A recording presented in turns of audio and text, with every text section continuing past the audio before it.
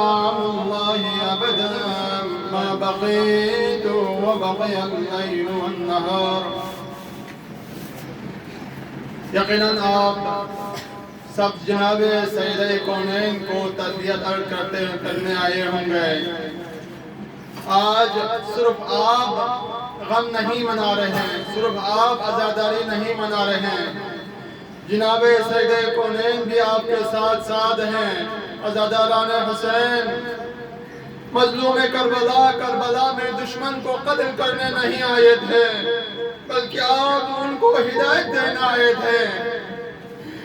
تبھی آپ کبھی پیغمبر گرامی اسلام کا امامہ سر پر رہ کر کربلا کے میدان میں آتے اور سوال کرتے, اے لوگوں بتاؤ میں نے کون سی غلطی کی ہے, کس کا حق چھینا ہے کہ تم سب مجھے قتل کرنے آئے ہو. عزاداران حسین, ایک ملعون کھڑا ہوتا ہے اور کہتا ہے, بغضاً لأبیک, اے حسین ہم تیرے بابا کے خون کا, تیرے بابا کا انتقام لینا چاہتا ہے, اس لیے کہ چونکہ تیرے بابا نے ہمارے اجداد کو, ہمارے آبا و اجداد کو بدر و حنین میں قتل کیے ہیں. عزاداران حسین ہی سننا تھا. مظلوم کربلا کے سرزمین پر بیٹھ گئے اور یقین ہو گیا کہ یہ لوگ مجھ سے میرے بابا کا انتقام لینے آئے ہیں. عزاداران حسین ہی وجہ ہے سید سجاد جب تک زندہ رہے, جب بھی کوئی پانی سامنے آتا, جب بھی ٹھنڈا پانی سامنے آتا تو آنسو بہاتے تھے, جب بھی کھانا سامنے آتا تو آنسو بہاتے تھے.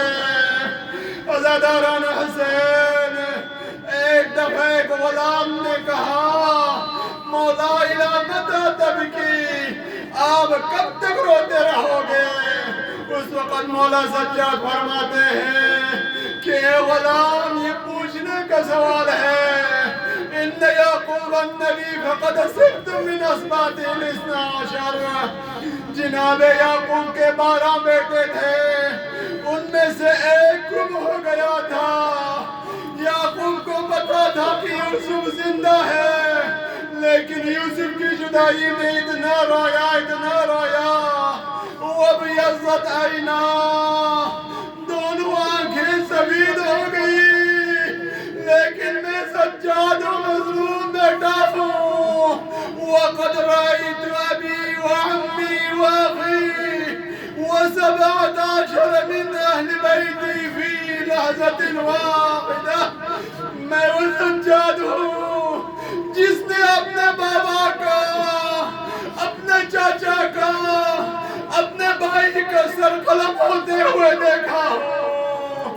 وَقَدْ ذُبِحَهُمْ كَذُبِحَ الْحَيْوَانَ, میرے عزیزوں کو, میرے بابا کو, میرے چاچا علمدار کو, میرے بھائی علی اکبر کو حیوانوں کی طرف ملعونوں نے ذبح کیا کربلا کے میدان میں.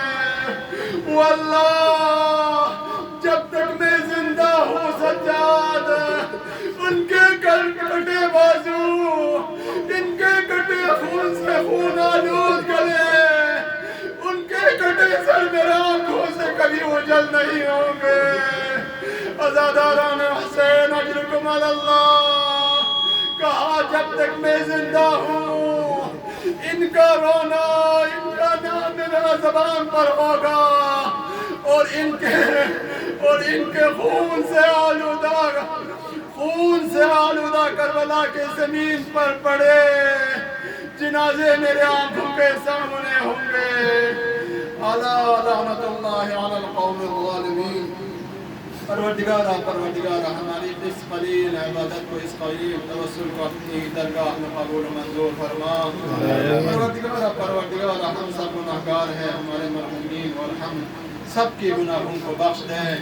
پروردگارہ جن برادران نے خصوصاً برادران قربان علی نے اس مجلس کا, اس توسل کا اہتمام کیا ہے, پروردگارہ ان کی شرعی حوائج کو پورا فرما.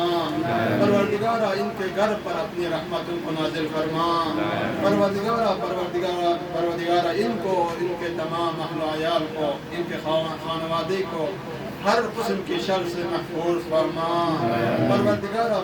پروردگارا اس مجلس کا ایک حصہ ہمارے مرحومین تک بھی پہنچا دیں۔ پروردگارا آج کے اس مرحومین کے واسطے، کربلا کے شہداء کے واسطے، شایان حیدر کرار جہاں کہیں بھی عزاداری میں مشغول ہے، ان کی